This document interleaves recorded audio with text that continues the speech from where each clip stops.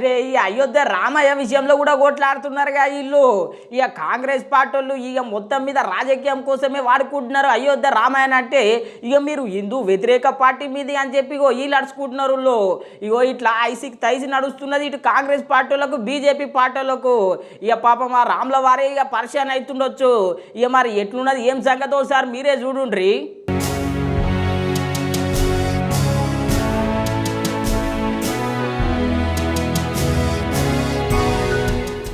అందరూ ఒక తల్లి బిడ్డలే కానీ ఒంటెద్దు పోకడ పోయినట్టే ఉన్నది కాంగ్రెస్ బీజేపీ కథ.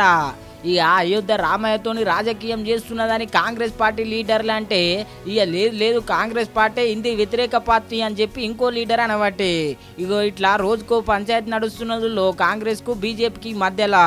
ఇగో ఒకసారి కిషన్ రెడ్డి సార్ మాట్లాడుతున్నాడు ఈనుండ్రి. అయోధ్య సమస్య పరిష్కారం కాకూడదని, అయోధ్యలో రాముడి ఆలయ నిర్మాణం కాకూడదని, అసలు రాముడు అన్నటువంటి వాడు ఉన్నాడా, అసలు అయోధ్య ఏంటి రాముడేంటి అనేక రకాల వితండ వాదాలు చేస్తూ అఫిడవిట్ దాఖలు చేసినటువంటి చరిత్ర కాంగ్రెస్ పార్టీ హయాంలో ఆనాటి ప్రభుత్వాలది. చివరకు దేశ ప్రజల యొక్క ఆకాంక్షలను దృష్టిలో పెట్టుకొని చరిత్రలో జరిగినటువంటి వాస్తవాలను దృష్టిలో పెట్టుకొని సుప్రీంకోర్టు తీర్పునిస్తే ఆ తీర్పును కూడా కాంగ్రెస్ పార్టీ మరి జీర్ణించుకోలేనటువంటి దుర్మార్గపు ఆలోచనతో కాంగ్రెస్ పార్టీ పనిచేస్తా ఉంది. ఇన్నారు కదా అయోధ్య రామయ్యకు అడ్డం పడ్డ పార్టీ కాంగ్రెస్ పార్టీ, ఇక హిందూ వ్యతిరేకుల పార్టీ కాంగ్రెస్ పార్టీ అని చెప్పి అంటున్నాడు. ఇక ఈసారి ఇట్లా అంటే లేదు మీ పార్టీ అయోధ్య రామయ్య పేరు మీద రాజకీయం చేస్తున్నది అని చెప్పి కాంగ్రెస్ పార్టీ మల్లు రవి సార్ అంటున్నాడు. రాముడు పురుషోత్తముడని మన భారతదేశం పుట్టక మునుగు ఈ స్వతంత్రం రాకముందు ఉంది, స్వతంత్రం వచ్చిన తర్వాత ఉంది. రామాయణం వాల్మీకి రాశారు. ఆ రామాయణాన్ని తెలుగులో ఇతర భాషల్లో అందరూ రాసి ప్రజలకు అందించారు. మీరిప్పుడేదో రామాయణాన్ని మీరే గుర్తించినట్టు, మీరే రామాయణాన్ని రాసినట్టు, మీరే రామాయణం వల్ల మీరు అనుసరించమని చెప్తేనే మేము అనుసరించినట్టు ఇప్పుడు ఇంటింటికి తలంబ్రాలని ఇంకేదో అని అవన్నీ తీసుకొని పోయి ఇక్కడ చెప్తున్నారు. ఉత్తరప్రదేశ్లో జరిగేటటువంటి ఈ రామాలయ ప్రారంభోత్సవానికి ఈ రాజకీయంగా లబ్ధి పొందాలనే ఉద్దేశంతోనే ఎవరో కొంతమందిని పంపి ప్రతి ఇంటికి తలంబ్రాలు ఇంతకుముందు ఇచ్చారా?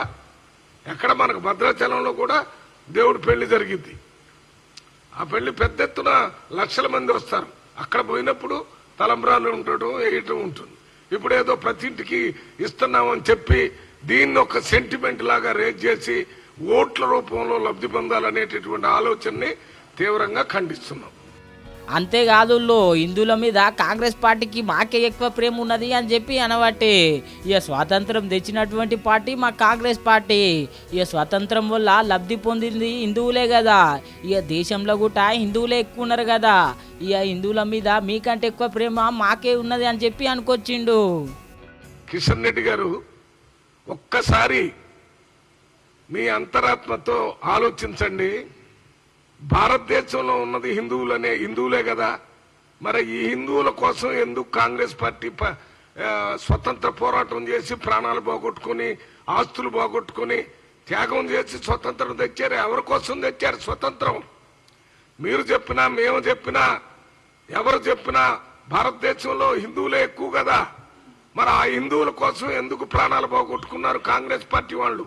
ఆ హిందువుల కోసం సొంత ఆస్తులను ఎందుకు పోగొట్టుకున్నారు? అది సకల జనులకి స్వేచ్ఛ స్వతంత్రాలు రావాలనే కాంగ్రెస్ పార్టీ పోరాటం చేసి ప్రాణాలు అర్పించి దేశ స్వతంత్రం. అందులో హిందువులే మెజారిటీ. డిఎన్ఏలో హిందువులకు వ్యతిరేకమైతే స్వతంత్ర పోరాటం మీరు చేశారా? అసలు మీ పార్టీ ఉందా? ఇన్నర్ గదుల్లో ఇట్లున్నది ఇరు పార్టీల లొల్లి. అయినా పార్టీల పగలుంటే తర్వాత చూసుకోవాలి కానీ అయోధ్య రామయ్య విషయంలో సెగలేంది సారు అని చెప్పి అనుకుంటున్నారు ఈ విషయం తెలిసిన వాళ్ళు.